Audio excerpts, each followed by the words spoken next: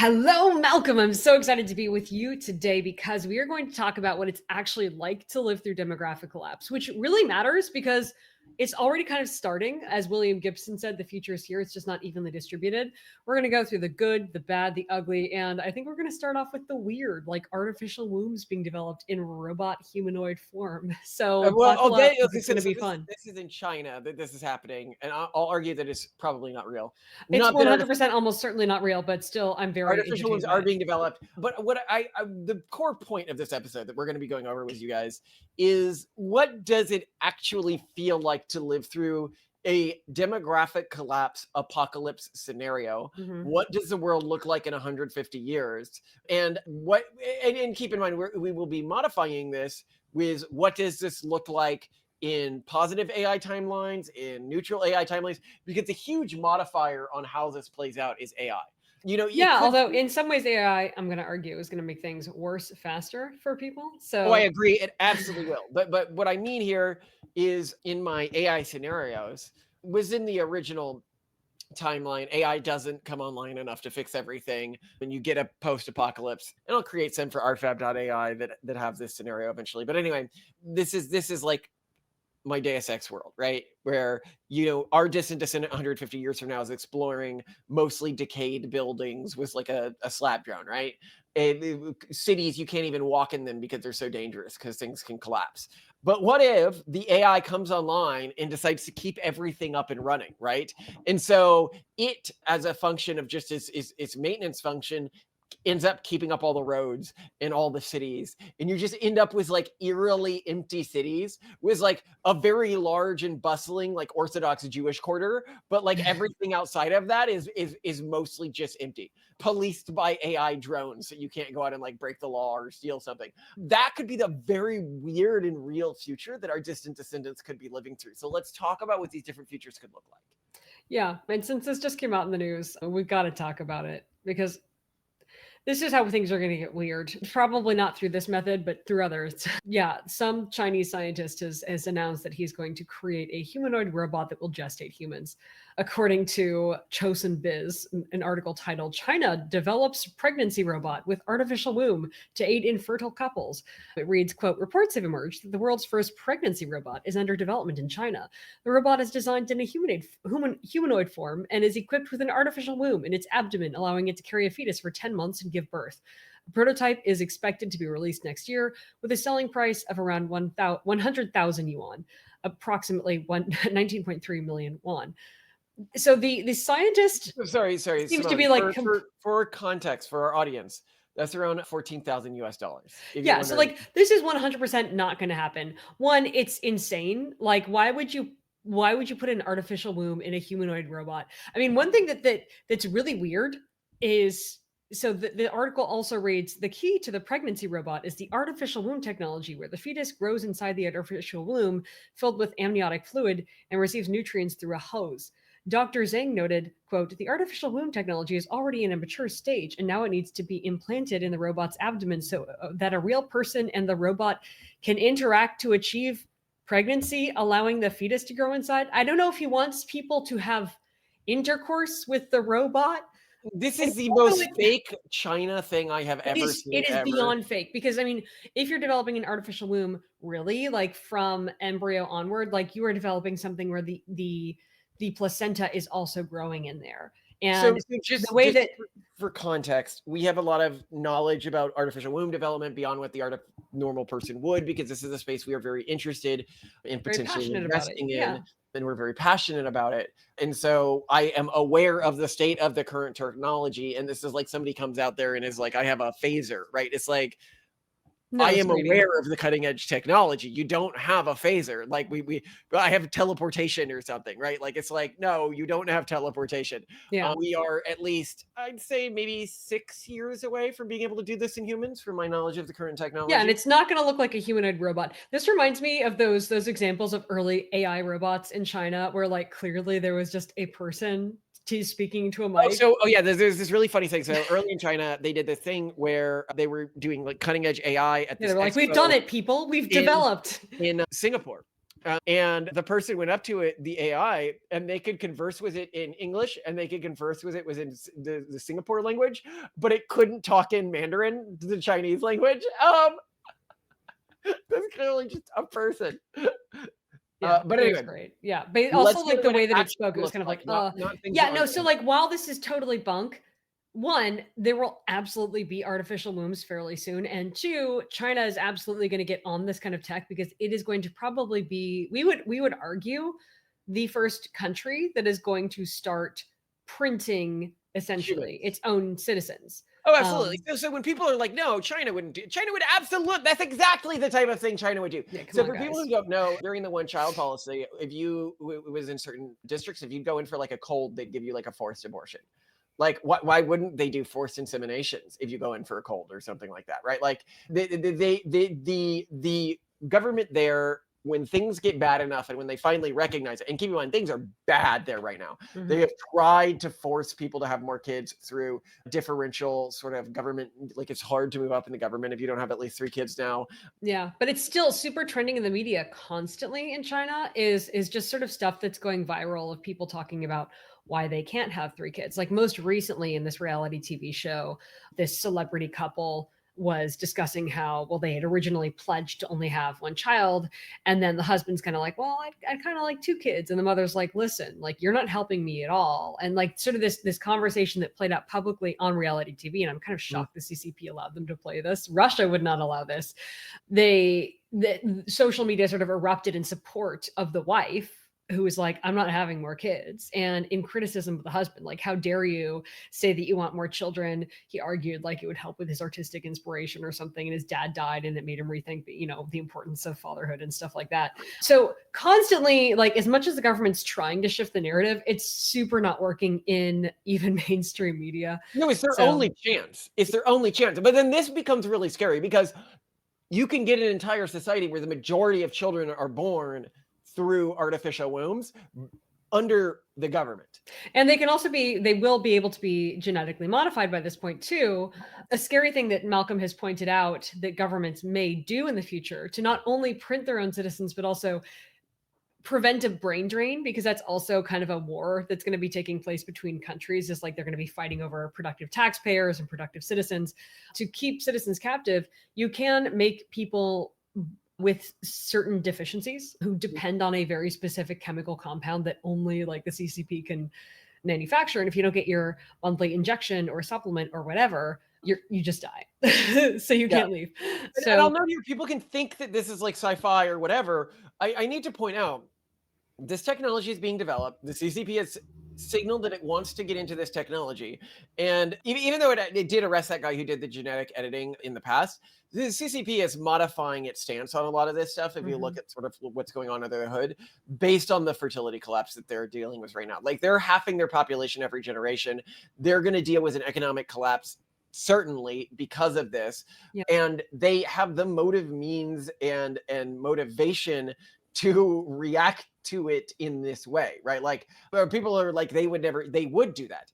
And if you can't find a way to motivate fertility through something other than this, or genetic selection that leads to better traits instead of just genic traits, you are going to lose to Chinese, like, Chinese culture, whatever that is. It will be the culture that determines the future of humanity. It takes to the stars. Yeah, and this is why it's extra important for us to build successful societies that support things like bodily autonomy and reproductive choice. So this is the sci-fi Simone, element of it. Simone, note here, you just said reproductive choice, which to us means something different. She doesn't mean abortion. She means the ability to do things like embryo screening and augmentation. Yeah, or to Um, not do that if you don't wanna do it. right, Like, right, right. But anyway, literally to continue. choose how you have a family and whether you wanna have a family. Like, reproductive choice also means, like, "Hey, I wanna be a dink couple," and, "Oh, great, okay, the government's not gonna force me to do it." Although I think that China will probably in the future just allow for dinks and, like, have them die out and tax them to high heaven and then just print their own humans that are compliant.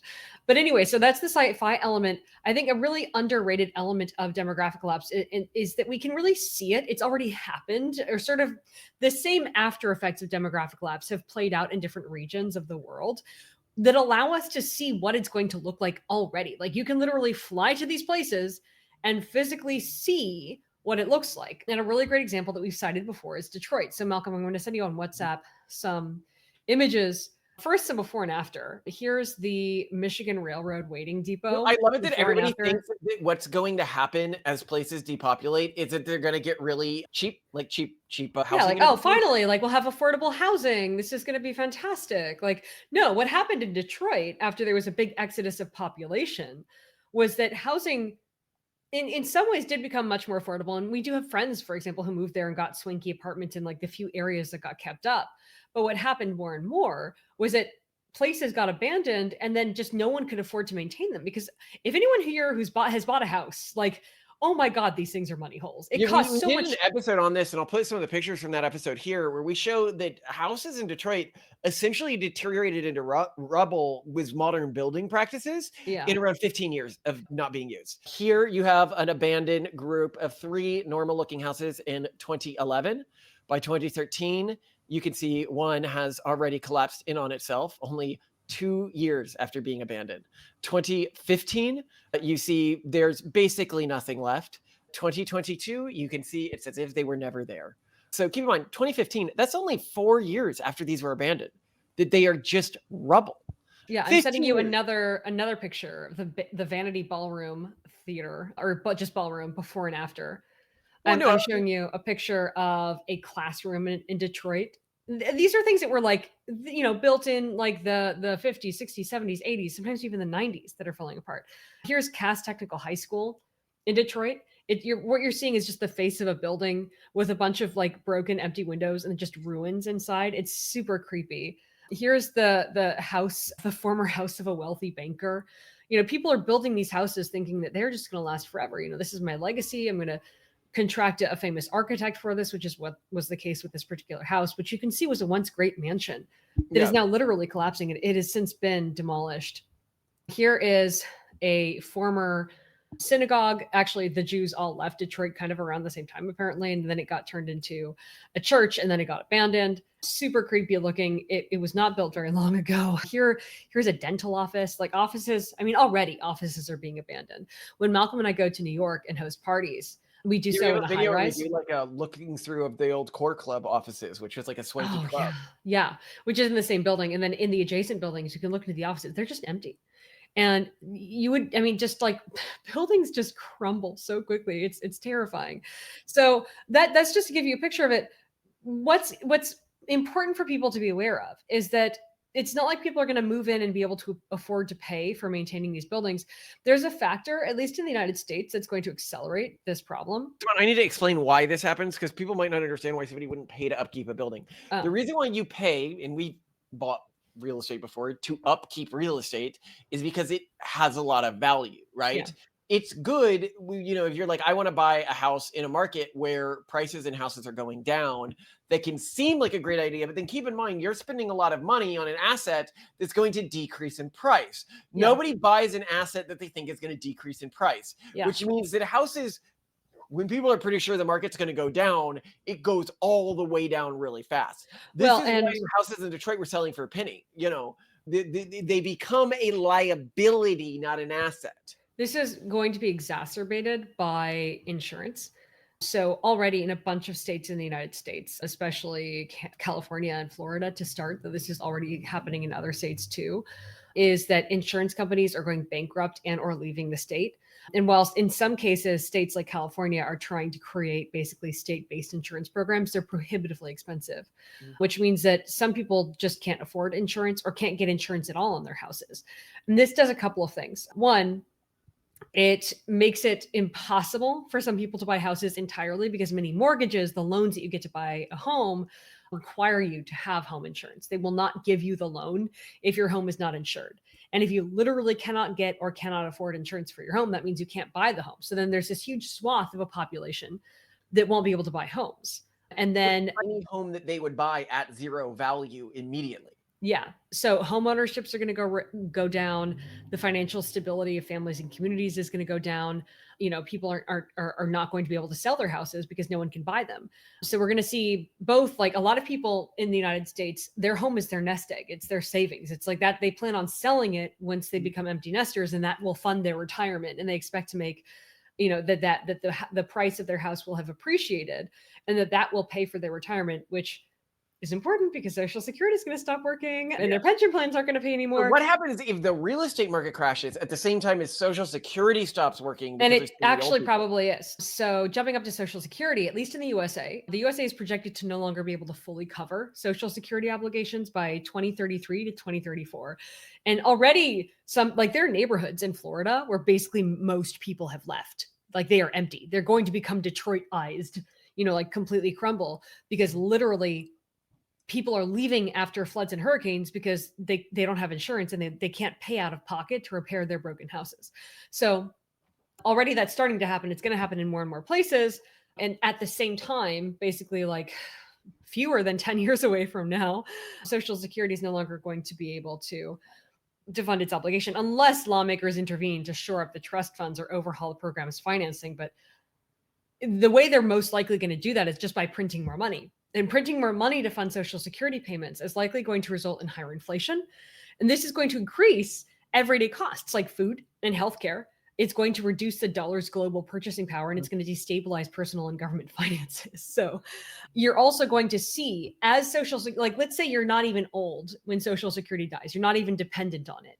Well, suddenly you're paying a hell of a lot more for food, for medical care, for all the stuff that retired people are buying now with money that isn't worth as much. So also, you as a retired person expected to be able to live off your Social Security check, and you can't, because now suddenly medical services cost a lot more, and technically the government's meeting their obligations to you, but Mhm. they're not, because you can't afford anything Because on the what you're government being the paid. money's not worth anything. But Yeah. I've pointed out that the US is one of the best places to be as demographic collapse plays out, Yeah. only because everyone else is gonna be fleeing here. Well, yeah, and you have to consider, I mean, already is for one thing, a lot is already privatized in the United States. So to a certain extent, we're slightly more weaned off the tit of government, which is or teat. Do we say teat when we're talking about breastfeeding? I don't want to talk about Meat breastfeeding. or tit. I understand that my mom and my sister-in-law, my Mhm. half-sister, not sister-in-law, half-sister, they got in such a fight about this on an airplane once. What was the Mhm. correct word? That Teat versus teat? Are you yeah, serious? that she called her Teat was her nickname. I think it was Little Teat and Big Teat or something. Little teat and big. That is amazing. I just remember that growing up and hearing that That's word all the time teat and knowing versus the story. I think teat is used in the context of discussing breastfeeding. So at least we're more weaned off the teat of government services. For example, NHS, people are already super unhappy with waitlist times with the services in general. They're having a lot of trouble. And most recently, this has erupted in angry discussions on X because in July, the Prime Minister Keir Starmer announced that they plan to bring over 300 Gazan children with their parents and provide them with NHS treatment because they're really sick, which, okay, that's really nice. But then people got super mad because they're like, my 4-year-old has been on a wait list for NHS treatment for 5 years now. Or no, that wouldn't work. But like for years, I saw for years, but it was like for an Yeah, no, yeah, unreasonable amount of they time. brought the Gazans in and they're like, we're treating the immigration thing was in the next 10, 20 years as fertility rates really become obvious as an issue. Yeah, People are going to freak out way more than they are. If you're like, this is like the height of immigration as like a concern area for society, yeah. when people realize that they are unironically just being replaced by the wealthy, they are going to freak the F You out. mean replaced by immigrants? No, that the wealthy is replacing them. Like that they're like, oh, we have a problem with not enough people having kids. We'll just bring other people into the country to replace you. So a great example of this is a place like Italy, right? Where I point out that at the current Italian fertility rate, which is 1.18, there's only going to be 20 great grandchildren for every 100 Italians. And this is assuming that the numbers don't go down further, which they have done like every year for the past however many years. They almost certainly are. Yeah, And then countries at the UN or the W, they'll say we can fix this with immigration. So either you want to do one of two things with those immigrants, right? Like either you plan to completely erase their birth culture and make them exactly like you, Italian, German, whatever, which is mhm, cultural genocide. Like mhm. historically, we call that cultural genocide. It's bad. Yeah, Or you plan on replacing the existing population. So either you do plan to replace people or you plan to commit cultural genocide. yeah. And you can Speaking say, of well, genocide, there's a I middle. actually think this is what many nationalized healthcare services are going to start to do, which, in other words, they're going to do the same thing that Canada has started doing, which is introduce medical assistance in dying, aka the MAID program. So when that was first in 2023, there were over 15,000 made cases, representing 4.7% of all deaths in Canada. And that was a 15.8% increase over 2022. And then a little bit of like year over year growth has slowed, but it is still going up. And I feel like it might just get to the case where basically the NHS and many other government healthcare services, which just can't afford, like neither have the staff nor the money to pay for people's medical services, are just like, well, we'll help you transition out of your life easily. Like, at least we'll do Well, that. we're seeing Well, this the in Mary Canada Harrington on already. X, which is really funny. This was like a year ago when she said this, but she said, imagine signing up for an NHS suicide chances, or, oh, sorry. Imagine signing up for an NHS suicide. Chances are you'd either Oh, die on the waiting unaliving. list. That unaliving. Okay. So, like a year ago, Mary Harrington said, imagine signing up for an NHS unaliving. Chances are you'd either die on the waiting list or come out healthier on the other end, which is so true. You know, I bet what's they even funny screw that up. is Canada is literally, you should watch our episode of should it be legal for Canada to kill poor people? Because that's essentially what this has become with a lot of these services. Yeah. With the Canada one, with the MAID one at least, is if you are long term on a lot of these government services, they basically recommend it to you. Well, they're Or gonna because have to because they one, they can't afford you, like, you're a liability, and so the best thing, the most responsible thing for them to do is to well, just try to remove you from their balance sheet. and other Um, governments have already suggested killing old people. So this has happened in Japan, where a lot of people freaked out. no, no, just yeah, just one guy was like, One "Well, the politician, honorable one thing." politician. Yeah. But what I will say is we are going to see this more and more because people are going to be like these numbers. And when you talk about like what's the timeline for these numbers not working, in many European countries, we're looking at this timeline not working within 10 to 20 years. Systems are going to start breaking. So when people are like, what's the timeline on the European system? So yeah, basically like what we're going to see is if you are dependent currently on government provided healthcare, you need to start planning on alternate methods. And if you are in a place like the United States and you're dependent on private healthcare and private insurance, you need to plan on finding alternate sources of medical care, because it is going to become unaffordable. So if you're on private medical care, it's going to become unaffordable. Find ways to get it, like know doctors or train yourself in like self-treatment and know how to source medications outside working with a primary care physician. Get familiar with direct primary care. I think what we're going to see is probably a shift to direct primary care, which is where you, outside of insurance, outside of anything else, pay a doctor directly for medical advice. They can prescribe medication and then get really used to finding and or possibly synthesizing and making the medications that you need to survive, and hope that you know save. You're going to end up spending a lot of money just to be able to get life-saving services. So we're going to see, of course, medical breakthroughs, but they're also going to be so unaffordable that like it kind of doesn't matter. But I think that's something that is really important to also think about. So let's go back to what it's like to live. No, I want to talk about what it looks like when Social Security and stuff like that starts breaking down. Because Okay. when we look in some of the European systems, they're actually slated to begin to become financially insolvent within as little as half a decade. Uh, We're less than a decade away from our social security faltering. yeah. So when you look at these environments, right? I know you say that they'll just start printing money. I don't know. We may see them increasing the age of retirement. We may see them. That Like, happened. Shinzo Abe did that for Japan. yeah, He there's did. going to be a number of changes to the But way these systems how work can you how will first. that happen in the US? Like I could see Japan maybe working this out because they can be responsible and honorable. But as you pointed out, We need boomers to vote for less stuff for themselves. That's that's not going to difficult. happen, right? That's just not, and this is why you say that demographic collapse undermines democracy, is when Mhm. you have a dependency ratio cascade and you get to a point where there are more people who are net drains on our tax system, who cost more to the government than they bring in, voting, then you have people who are net contributors to the tax system. And those people who are net drains are not going to vote themselves fewer services. You know, as far as boomers are concerned, I paid into the system, I did my part, I deserve what what I did. Like, Well, they had so a uniquely flourishing economy. No, they yeah, but don't they don't deserve it. look at it that way. I mean, and we've had conversations with boomers who are like, no, we're just being totally unfair. Like, they're pathologically unable and unwilling to take a hit. So we have to depend that that's not going to happen. Mhm. That's why they're going to start printing money, because again, boomers aren't going to vote themselves fewer services. And basically what's going to happen in 2033 to 2035 is that social security, like we're only going to be able to pay out like 75 to 80% of what people are entitled to, unless we really start like fudging numbers and stuff. We're not going to cut back. Like it's just expect inflation. I'm just telling people, like, because I want part of this conversation to be is like, what should you be preparing for? So like medically, get used to taking care of your own medical stuff and sourcing your own medications and really owning your own medical care. Financially, prepare to live a lot leaner than you do now, because money is going to cost a lot more in addition to medical care. Once Social Security starts to falter, you have time to prepare. So in the US, like you have maybe 7 years. In Europe, you have maybe a shorter timeline, but that's something to watch out for. And another thing that I want to point out is just how, so I think some governments are going to try to assist with housing. I want to show you, here's some photos on WhatsApp that I'm sending to you that you can put on the thing of, this is a gated community in South Africa. And this is the Soweto township that we had toured with your family. And here's the school that we visited in the Soweto township. So these are pictures we took. Yeah. Well, not the gated community, because we didn't see the fancy stuff in Johannesburg. We went to we saw the Soweto. ghettos, yeah.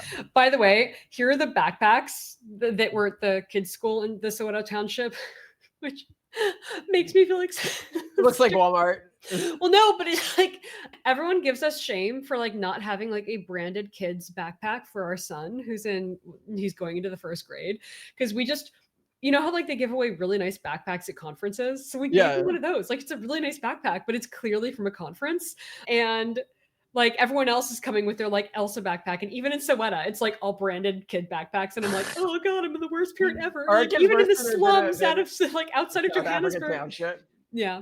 But anyway, so like what's going on in these townships is, even after apartheid, even after all these attempts to like, okay, well, the government's going to step in, the government will provide, because I think we're going to see a lot of that too. I mean, we're seeing this with Mamdani in New York, all this like, well, okay, we have to start fixing that. Well, this is what it looks like when a government is like, oh, we'll provide you with housing, we'll fix this. No, the townships in South Africa often don't have electricity or running water. These are houses that many people have just built on their own. They are not nice. And then meanwhile, there are ways that the wealthy people in South Africa have found around the weird property ownership laws in South Africa to have these gated communities. And I fell down this rabbit hole today of all the random weird services and types of gates that you should be buying in South Africa, and the kind of private security that you can be getting. For example, you know how like ADT is like a home security company in the United States as well? Yeah.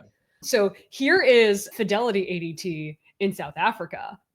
I'm sending you some pictures of the dudes that will come out. Oh my God. They look like a Rainbow Six game or something. They're like a SWAT team, that just comes and shoots the bad guys who inevitably are coming to your house. What has happened in South Africa, because the government much earlier than ours has been unable to provide security that is reliable, is now basically you as a private citizen are paying ADT Fidelity. Here's the plug. They're not a sponsor of this podcast, but they can be if they want to. I will totally take a private security sponsorship. But like people are going to now feel obligated to pay for private security, because when they call the police won't come. And as much as you might be like, oh, well, whatever, that's like a South Africa thing. Like they're having all these problems. No. Like police departments are already not working in the USA. So just for like a little perspective, about 44 to 47% of the New York Police Department's total annual costs go toward pension, debt, and benefits.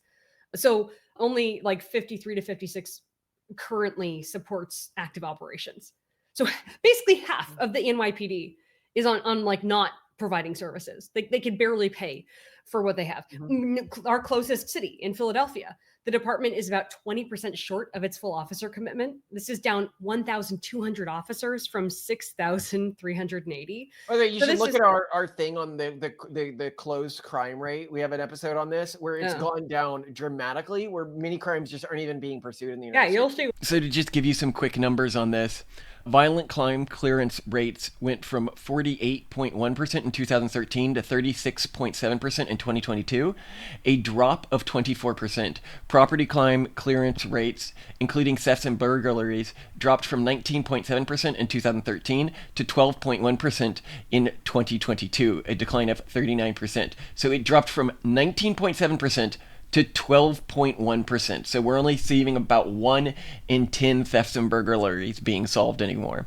Thefts and homicides rates have plummeted from around 91% in 1965 to around 50% in 2022. Why? Yeah, because this particular in Philadelphia, it's impacting 911 response and cold case investigations. Cold cases, of course, this is Like, time we murders are are being in solved. the middle of an apocalypse right now. I want to Yeah. make that clear to people. Like, it is happening in slow motion, but it is here already.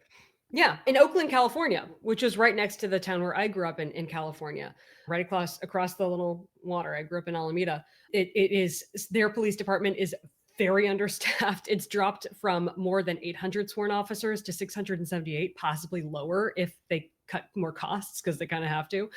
So basically, there's overspending on overtime because there's high demand, and they're likely to just not be able to respond anymore. In Los Angeles, also they're facing a nearly $1 billion budget shortfall.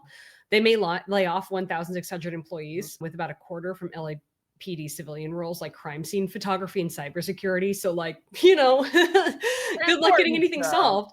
And also, it's not just big cities. There are also small towns. And this is where it's going to start first, actually. So there are places like Morris, Minnesota, and Washburn, Illinois, where shortages have forced entire departments to just disband. They're like, sorry, guys, we don't have a police department anymore. So these localities are now reliant on county sheriffs. Goodhue, Minnesota lost its entire force after the police chief and officers just resigned due to inadequate pay and benefits. So they're just like, yeah, it's not worth it anymore. So again, like, get ready for ADP fidelity, and please, sponsorships for private security are welcome to reach out to Basecamp, because that's what's going to happen. So also, I think investing in home defense and home security systems and better fencing, all these things, like you actually need to think about these things aside from just a recreational prepper standpoint. Now, it's more like, if you think police departments are taking care of you, you're probably wrong.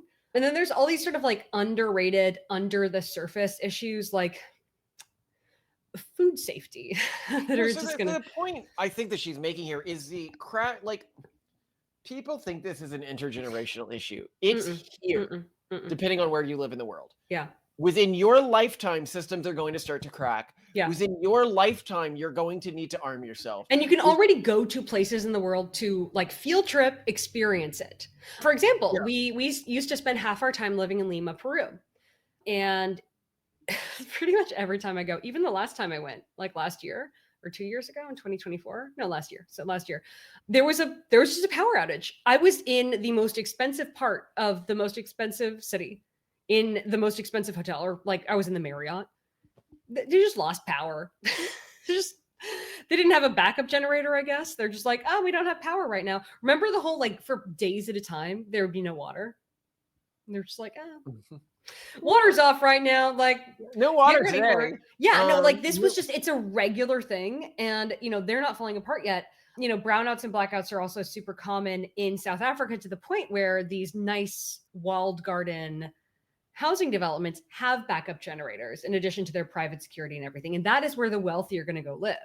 They're going to go peace out. And whether or not governments have rules about how much they can, like, go off and live in their walled gardens, they're going to find a way to make it work. They're going to do it, and you're going to be left behind. And already there are several US states, we're not just talking Peru, that are experiencing not infrequent blackouts and brownouts. California and Texas are the most prevalent examples. A lot of these problems, and this same with insurance, is due to kind of global climate change related things like wildfires and hurricanes and things Fortunately, like in Pennsylvania, we've been expanding our nuclear plants recently. Well, thank God, but get ready, because also there's a lot of AI infrastructure development that is being discussed in Pennsylvania. So AI infrastructure? Yeah. So several areas in the United States are now being directly affected by power demands of AI data centers, which also affects water, your availability of clean water, because they're using literally potable water to cool. Not ours. We have a well. I know, thank God. But like, it could drain groundwater, it could drain aquifers. I don't think that we're pulling from a major aquifer, but still. So the growth and clustering of the facilities, it's putting substantial strain already. And you can go and watch YouTube videos on, like, communities that have been affected by AI data centers already. It's putting a lot of strain on power grids. And this is causing both grid stability issues, so blackouts and brownouts, but also increased electricity costs. So not only does food cost more and medical, it's also going to be your electricity costs. So this is already an issue in Northern Virginia, in Eastern Oregon, and Central Washington, in Phoenix, Arizona, Texas, and California. And Pennsylvania is kind of next in line for this. And nationally, the US Department of Energy and independent grid monitors have warned that the current system is not equipped to handle the boom in AI related power without rapid upgrades. But Oh also, like, God. no one's incentivized to build I this love a infrastructure. world where humans live in poverty and AIs get all the water and power. No, but that's actually what's going to happen. As the AI sector accelerates, more communities are going to be impacted by the surge in demand, and the AI companies are going to have the resources and the lobbyists and everything else to demand that power, and also the potable what I water. love is all of these like trans people in the tech sector. They already dress like they're in the Capitol in the Hunger Games. You Yeah. know, not contributing to the future of humanity, just dedicating to consolidating wealth around themselves in this one generation. Yeah, yeah. So, I mean, but what I want people to take away from this is you need to be prepared with things like things like backup generators, maybe like much I more don't know. I don't sustainable even think they need spending. to be prepared. I think you're wrong about this. I'm gonna be honest. Okay, why? Because the price of a lot of these things is going to fluctuate so much. I guess you should be prepared. Should we be getting one of those every year? We talk about getting a big solar generator. I mean, we should get more. We should get more solar panels, but they're already in my Faraday box up in the Oh, attic. we got the solar one, and you put it in your Faraday Yeah, we got box. them on Prime Day last year. That was my last like pregnancy prepping thing. We should probably every time that there's like, well, I'll put it on my Black Friday list to get more solar panels. But yeah, no, I think there are two things you should be doing. One is you need to rapidly decrease the amount of like your burn. I think that's a really big thing. I mean, having massive saving reserves in dollars is probably not the safest thing to do. So I would diversify where your money is held. Like like this is not financial advice. We're not giving you financial advice, but what we're doing is trying to diversify where our money is. We don't want it all sitting in dollars because we know that people are going to start devaluing the United States dollar. So maybe, we have a little bit in crypto, we have a little bit in real estate that we think is going to stay productive, that we would actively rent out. We have a little bit in the stock market, and a lot of it in the stock market, like, in S&P 500 index funds. But like, think about where your money is, knowing what is going to happen. And also think about things like security, energy independence, food sustainability, and all these things, because again, the future is here. It's just not evenly distributed. We're going to see blackouts. We're going to see brownouts. People in California are experiencing them. People in Texas and Florida are experiencing them. They are experiencing rapid drops in housing prices because insurance companies are fleeing and people can't get mortgages anymore. Yeah. This is happening now, and you need to expect it to happen and adjust your life accordingly. This doesn't mean that the future isn't bright and that you don't get to own the future, because this is one of those periods of rapid disruption where the people who play their cards right just play your sweep up cards the world. right, and you win the entire civilizational game, right? Yeah. That This is what isn't a happens. bad thing. You can create high fertility, high technology families. Yeah, But it's the just like a reality, choke point in humanity. yeah, we're at a choke point in human history, and Yeah. those that play it indolently will not exist in the future. And I really mean this. Like, these influencers and stuff like this who have no kids, no wife, and they're like 35 or whatever. It's like they're not actually gonna, if they're giving you advice, they're not gonna exist in the future, right? Well, get advice from people who are living the life you want to live. If we're not living the life you want to live, don't take advice from us. But also, I think a lot of people are assuming that the world is going to continue as it is for Right. them. This is the thing. Collapses happen faster Yeah. now. Yeah. And suppose AI starts replacing people, then it gets harder. When you talk about something like being able to put a human in, like a completely AI automated environment, right? Like, suppose we get UBI all over the globe, right? Yeah. And AI does everything for us, or at Yeah. least regionally, which is the way I really expect it. I think we might get UBI in like China and the US, and then nobody else gets it because our AI companies are being taxed and making money, and nobody else has the AI companies, and the AI can easily replace workers. Yeah. But even in these environments, Well, but I mean, I point out that, like, I think in South Africa, they kind of promised UBI, they promised free housing to people. yeah, they and did. They They said, just "Oh, you're gonna couldn't have." deliver. And Yeah. that's, again, like, think of the pictures that I shared of the Soweto township. Like, this is what UBI looks like: massive unemployment, children in these schools. I mean, and they did like the school we visited, those kids were so cool. The teachers were awesome. Like people are amazing and resilient, and like people are going to make it work, but it ain't going to be pretty. And I want you to plan for it. Well, as things begin to deteriorate, right? Like as governments begin to become unstable, you are going to get a lot of political movements. I think that's one of the things that people don't note here, which is basically just give us the money, political movements. We don't want to work. Like the urban Yeah. monoculture is incredibly entitled. Yeah. Why else do you think Mom Donnie is can't And find then it. Europe is, and actually this is something I can say with some degree of, I think a lot of Europe is going to look like South Africa within the next 25 years. Yeah. And I mean, the scary thing is, you know, again, you can have a great life in South Africa. We've met people who are like, yeah, I'm excited to move back to South Africa. Like, you know, I have a place that's great, you know, because That it's was in one of these gated communities. whatever. However, Yes, the you toasted. problem is that like it's going to be harder if you don't have the money for that now to get the money. Oh, do we have the ABA therapist coming today? Yeah, I've got to run. Bye. Love you. I love you too. Do you want teriyaki chicken with pineapple and rice, or do you want curry with rice? Let's do curry with rice. Okay, I love you. Love you.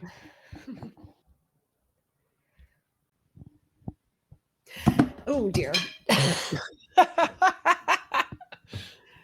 I'm so out of it. I'm barely conscious. Okay, ready?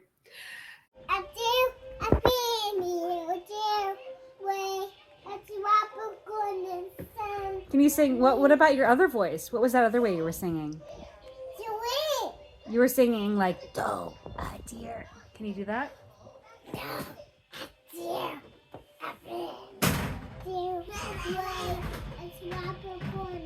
Oh, now you're getting all sweet again. I see how it goes.